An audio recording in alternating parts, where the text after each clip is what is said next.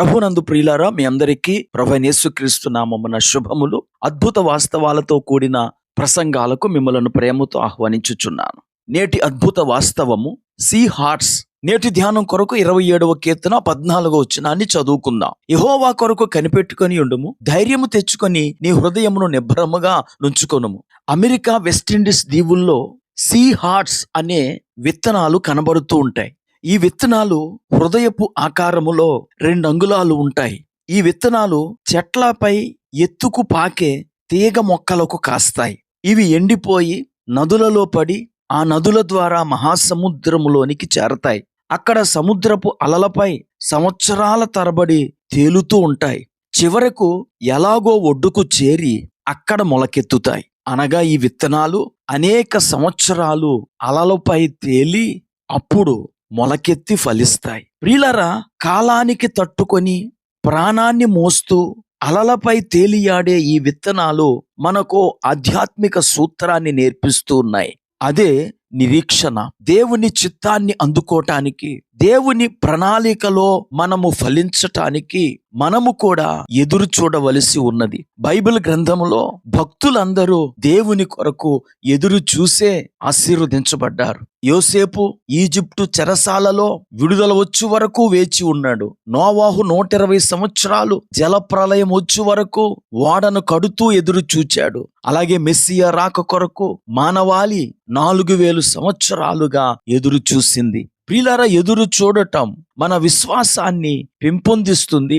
మనము ఆధ్యాత్మికంగా పరిణతి చెందటానికై సహాయం చేస్తుంది. దేవుని సమయము వచ్చు వరకు మనం ఎదురు చూచినప్పుడు మనం ఎప్పుడూ సిగ్గుపడము. చదవబడిన లేఖన భాగంలో దావీదు భక్తుడు యెహోవా కొరకు కనిపెట్టుకొని ఉండుము, ధైర్యము తెచ్చుకొని నీ హృదయమును నిబ్బరముగా ఉంచుకొనుము అంటున్నాడు.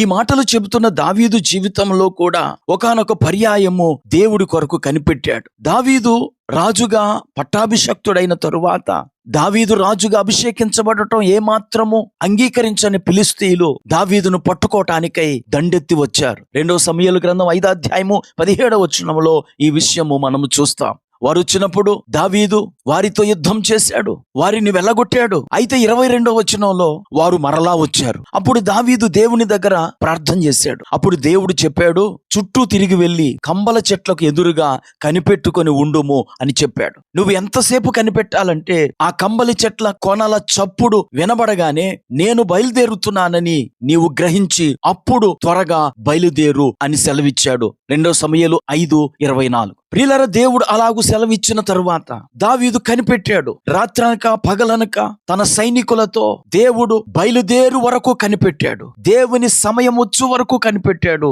25వ వచనంలో ఉంది, దావీదు యెహోవా తనకు ఆజ్ఞాపించిన ప్రకారం చేసి గెబ నుండి గెజెరు వరకు ఫిలిష్తీయులను తరుముచు హతము చేసెను. ఈ మాటలు వింటున్నా ప్రియ స్నేహితుడా, సోదరి, నువ్వెంతకాలం కనిపెట్టావు? మరికొంతకాలం కనిపెట్టు. దేవుడు నీ తల పైకెత్తుకునేలా చేస్తాడు. కనిపెట్టలేక దేవుని యందలి విశ్వాసాన్ని సడలించుకొని లోకం వైపు తిరిగిపోద్దు. వ్యవసాయదారుడు వ్యవసాయ ఫలముల కొరకు కనిపెట్టినట్లు దేవుని బిడ్డలు దేవుడిచ్చు ఆశీర్వాదాల కొరకు కనిపెట్టమని యాకోబు భక్తుడు తెలియచేస్తూ ఉన్నాడు. యెహోవా కొరకు ఎదురు చూచువారు నూతన బలము పొందుదురు. ప్రార్థన చేసుకో. కృపా కనికరం కలిగిన మా తండ్రి, నీకు వందనాలు. ఇన్స్టెంట్ లోకంలో అనేక మంది కనిపెట్టలేకపోతున్నారు. ఈ మాటల ద్వారా కనిపెట్టమని మీరు మాతో చెప్పారు. ఈ మాటలు వింటున్న మా వీక్షకులందరూ నీ కొరకు కనిపెట్టి నీ సహాయాన్ని పొందుకునే కృప దయచేయమని యేసుక్రీస్తు నామమున ప్రార్థించి వేడుకుంటున్నాను. ఆమేన్.